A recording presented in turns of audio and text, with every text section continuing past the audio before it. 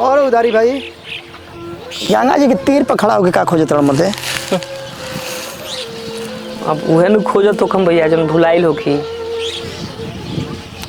जानो जो भैया हम अपन टेकार दियर गांव के स्थिति या परिस्थिति के देख के ना बड़ा चिंतित बानी, बड़ा मन विचलित बा एकदम।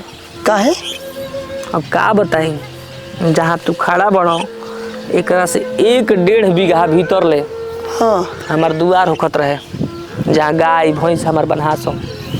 लेकिन पिछले साल बाढ़ी आई, हमार गंगा जी में दुआर बह गई। ओकरा पिछले साल पूर्व बोरिया एगो शंकर जी के मंदिर रहे, वो गंगा जी में बह गई।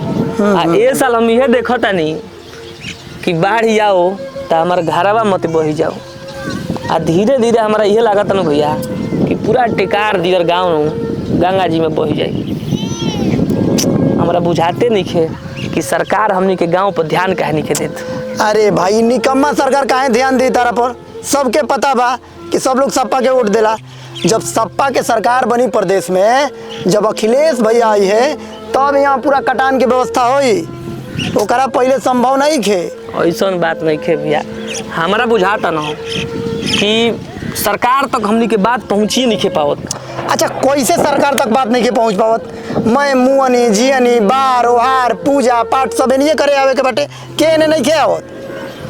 बात तोहार ठीक बा भैया, लेकिन हमारा पूरा भरोसा बा अपना प्रदेश के मुख्यमंत्री योगी जी पे। हमनी के जो जिला के मंत्री बानी ना दयाशंकर सिंह जी, वो जरूर हमनी के गांव पर ध्यान दे। अच्छा तोर बात हम मान लेनी, हम देखा कि सरकार कभी यहाँ ध्यान देती है, अतार ये कटान रोके की व्यवस्था बना देती है। जय हो गंगा मैया, कल्याण करो हमारा गांव के।